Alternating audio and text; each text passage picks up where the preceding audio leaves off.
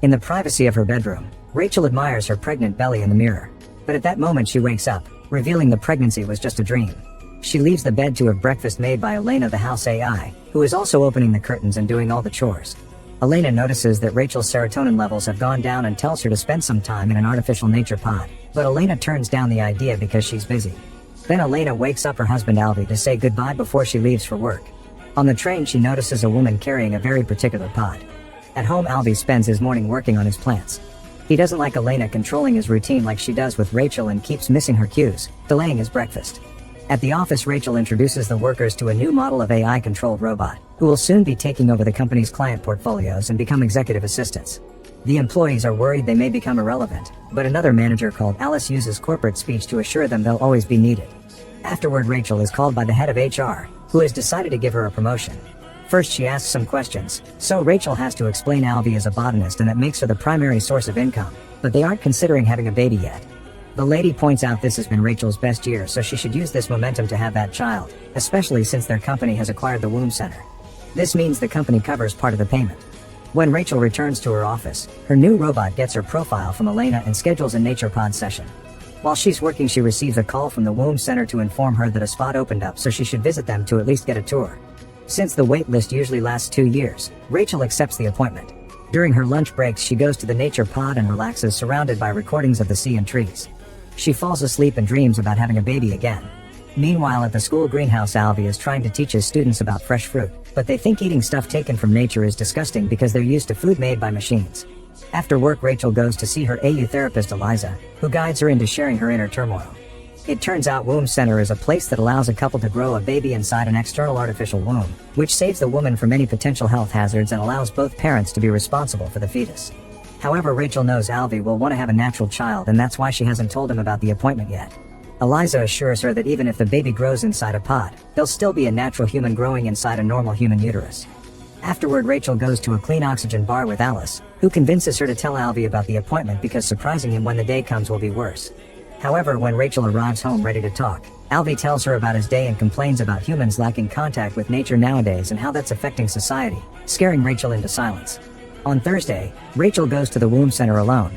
First all the visitors are shown a video from the founder, who explains he started the company to allow women to have successful careers and fix the declining birth rate. Then director Linda gives them a tour of the place while explaining the technology they use. In the incubation room, she chooses a client's pod to show the baby growing inside. Using their phones, the parents can expose the child to all kinds of music and even choose what they'll eat. The pod comes with a base to keep it connected at home and a 48-hour battery in case the parents need to travel. When Rachel asks if the baby can hear the outside world, Linda says yes and encourages parents to talk to their child to help development. After the tour, Linda shows Rachel the womb's prices and asks her for a deposit to reserve a spot. In the evening, Rachel gets home and Alvy mentions that he got a notification about an $8,700 deposit. Rachel has no choice but to explain she sent that money to womb center to reserve their spot. Alvy gets angry because she's been making such big decisions without discussing them with him first, so Rachel apologizes and they share a hug. Sometime later they visit Alice and her husband, who share their experience and show them their own pod. They're both very happy with their choice, especially because of the health benefits. The husband offers Alvy to hold the pod, but Alvy refuses. When the couple returns home, they argue the whole concept of an artificial womb. Alvy sees it as just a plastic gadget full of chemicals, but Rachel swears it feels like an actual womb to the baby. When Alvy points out he needs more time to think about it, Rachel reminds him they need to confirm soon or they'll lose their reservation. Determined to solve this, Rachel asks Alvy to see Eliza. He agrees to go, but his anti-AI attitude stays during the whole appointment.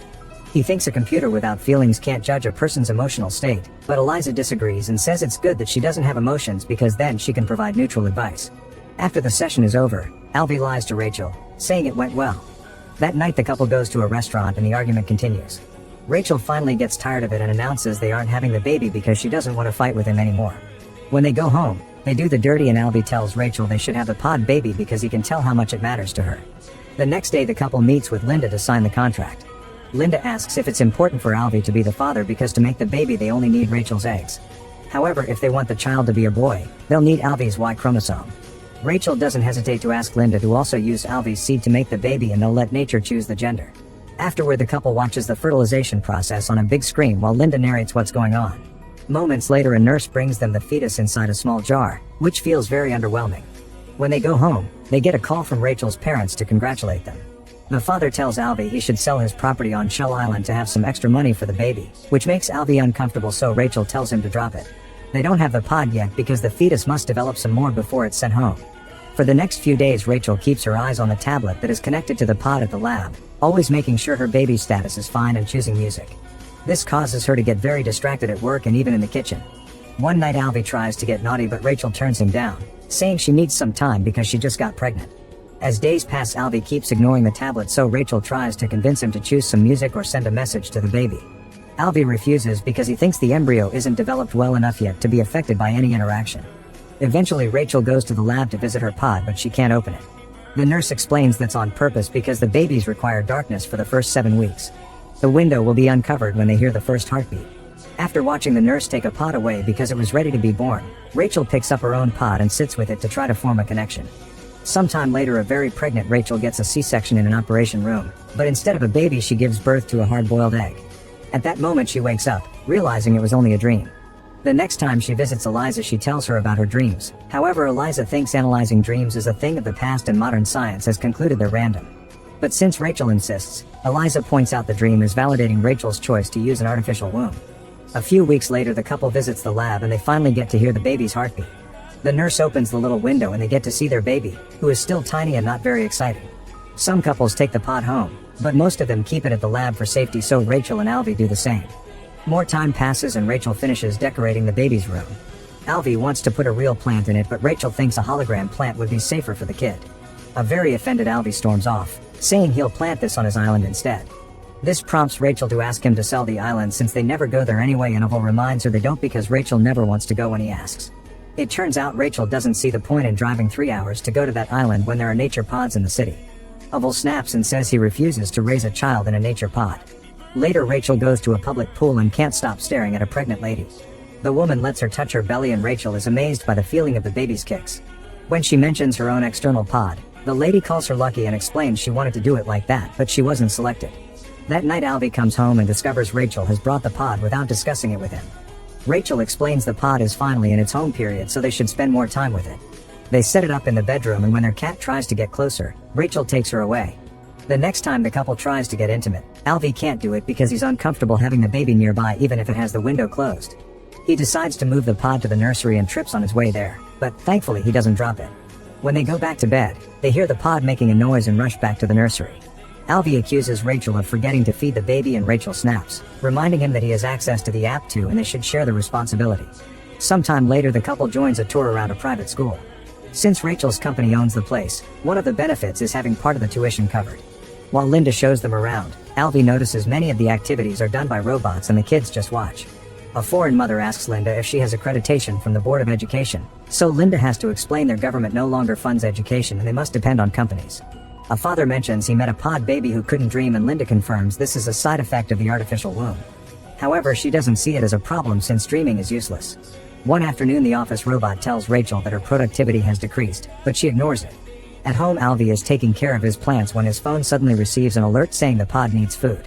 He rushes to feed the pod and realizes how satisfying it is, so he chooses to play some whale sounds for the baby before opening the window.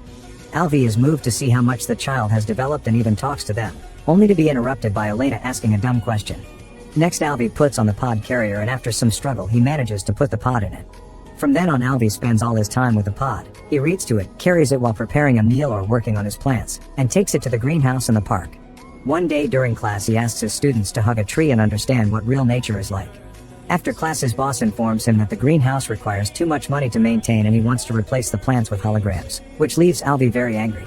That night Alvy cries during a penguin documentary and Rachel wonders if he should be stuck with the pod all day, but Alvy swears he's fine and doesn't want to send it back. The next day Rachel finds dirt from the plants on the pod. Later, during a dinner party with friends, she tells Alice that she's worried about Alvy not taking good care of the pod. Alice says Alvy is just excited to be a father and points out he's one of the few men who wear the pod at the front. One of their other friends is pregnant and hearing her experience makes Alice jealous. The following morning Rachel wakes up and panics because she can't find the pod. As she searches the room she looks at herself in the mirror and notices she's pregnant. When she tries to show Alvy, she wakes up and realizes it was another dream. From then on she feels very awkward while spending time with the pod. A few days later Alvy receives some books from her mother about attachment therapy, which includes a theory that says spending time with the baby helps them develop empathy. Rachel points out that the entire point of using a pod is detachment, and Alvy replies that mixing different philosophies could be healthy. Rachel finally admits she isn't feeling well about all this and convinces Alvy to see Eliza together. During the session, Rachel says they're failing to find a balanced family time because everything revolves around the pod, and Alvy reminds her to call it a baby. Rachel points out Alvy has been bonding with the baby but she hasn't, so she thinks she may not be ready to be a mother. An argument ensues and Alvy says this is her hormones talking. Eliza interrupts their fight to request to be connected to the pod because therapy can start in the uterus. For the next few days, Rachel carries the pod around and feels like she's being judged in public. At the office, she accidentally hits the pod against the door because she isn't used to moving with it yet. After an important meeting, Alice tells Rachel that bringing the pod to work may be a bad idea because they'll call her a distracted mom. Alice picks up the pod and puts it inside a special cupboard where all the parents can leave their pods while they work. In the evening, Rachel is so busy working that she forgets the workshop meeting at the womb center and arrives late. Linda invites everyone to share their experiences taking care of the pod before making them put it back in the lab for the last stretch of the process. For the next few days, the couple feels very lonely without the baby. One afternoon at the beach, Rachel picks up a blanket from the sand and puts it around herself and the baby, only to wake up from another dream. The next day she takes some of Alvy's plants and puts them in the nursery, which makes Alvy happy. Sometime later, the HR director tells Rachel that her productivity has been decreasing at alarming speed, but Rachel still denies she has depression. When the fetus is close to being 10 months, Linda tells the couple they must choose their preferred date of birth. It turns out the pod babies are induced at 10 months because the pods are in high demand. Rachel wants to take the pod home for the last few days, but Linda says it's against the rules detailed in the contract they signed. After Linda gifts them some consolation cream, the couple leaves and notices anti-pod protesters at the gate. Suddenly Alvy rushes back inside to touch a bunch of pods until he finds his and steals it. That night Rachel dreams of getting the baby from a supermarket filled with children for sale. She wakes up feeling very disturbed, so she awakens Alvy too and tells him they should have the baby on the island because she doesn't want their child's first moments to be in the womb center. Alvy loves the idea and rushes to the center to tell Linda, who is angry because they stole the pod since it belongs to the company. She explains that the birth only requires a special code, but she still refuses to authorize a home birth because she's afraid the pod may get damaged. The couple decides to ignore her orders and they travel to the island with the pod and the cat anyway. They go on walks through the forest together and Rachel can finally appreciate real nature. One night Rachel notices the base isn't turning on, which means the womb center remotely disconnected their access. Rachel panics and wants to take the pod back, but Alvy calls it blackmail and reminds her the pod has 48 hours of battery life. The next morning the couple is woken up by a song coming from the pod to announce the baby is ready to be born.